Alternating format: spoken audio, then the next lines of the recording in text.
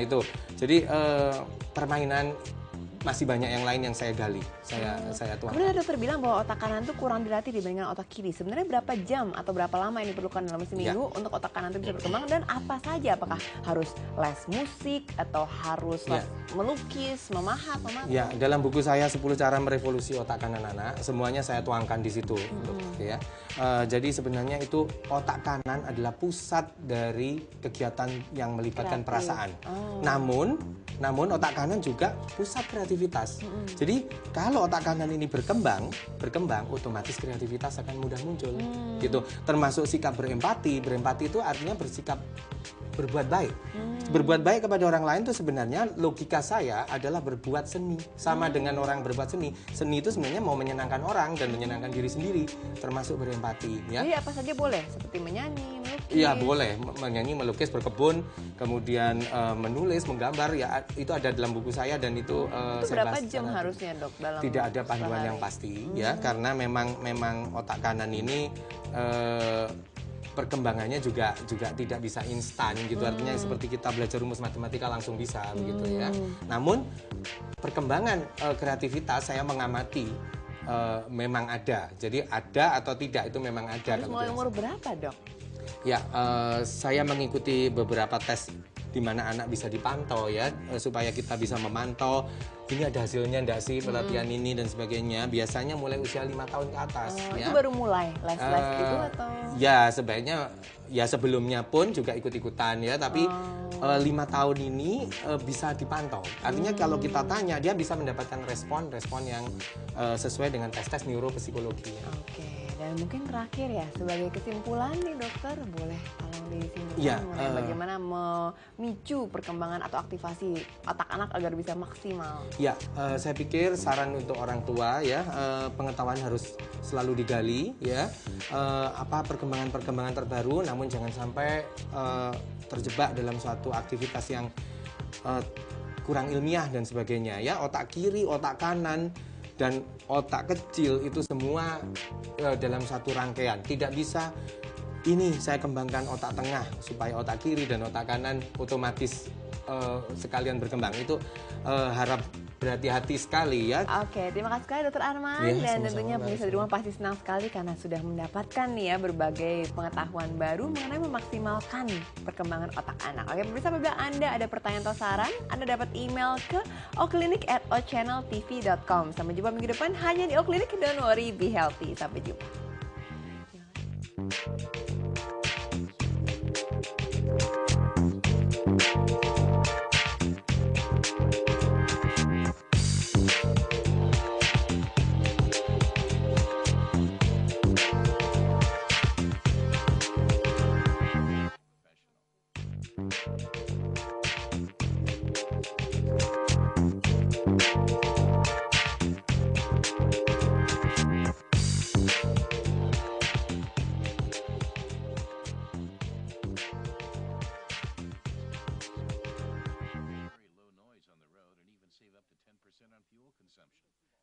Lower carbon dioxide emissions for the environment.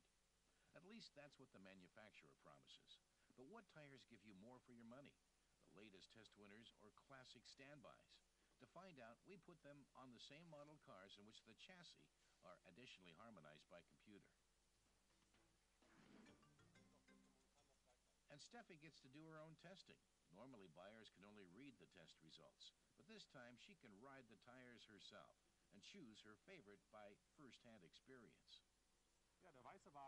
Peter points out that the white car has the low roll resistance tires, and the blue one has classic traction models.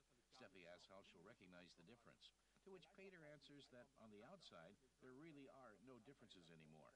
What's important is the rubber mixture. The low resistance models are a little harder, and the sidewalls are changed. The normal model is softer, which is the real difference. For a first impression of both tires, it's time to hit the streets. Peter says the road traction is good and that it doesn't notice any difference from normal tires. The rolling noise is good and low. Then it's Steffi's turn. City traffic, the Autobahn, country roads. Her first impression of the low resistance models is that they feel secure. She says they feel great on wet country roads and that they kept her in her lane perfectly. Then it's time for tougher stuff. Onto the test track and the obstacle course. The classic model goes first. Geht ganz gut. And Steffi says she's satisfied. So much for the basics. Now for advanced driving. Peter takes the wheel and takes the tires to their limit. This is where a tire's performance becomes all important. He says it understeers a bit, but that's normal. ESP works great and their driving characteristics are secure. The classic model sets the standard with great handling. Steffi sees whether the low-resistance models can keep up. Beim Slalom, She doesn't notice any difference in the slalom, and handling is super. Fährt sich super. And Peter's expectations for modern tires are in a completely different league. Still, he agrees that the handling is the same with understeering, great all round. So, which tire is the better one? Vom Fahrverhalten Steffi her says kann it's a keine toss-up with both models performing well. Unentschieden. And Peter agrees again. Performance in curves was the same, with the usual light understeering. He says he wouldn't have known which model he was driving. Now things get slick. Driving is easy on dry surfaces. Test number 2 puts the rubber on the circle track. It's a new experience for Steffi, who starts with the classic tires, a little faster each time around. She says she doesn't notice any problems yet. The driving's normal and safe. In Ordnung. With the other tires, she even raises the stakes by stepping a bit more on the gas.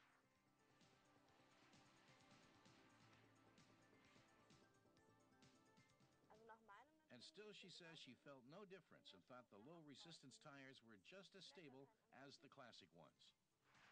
Maybe the pro will find out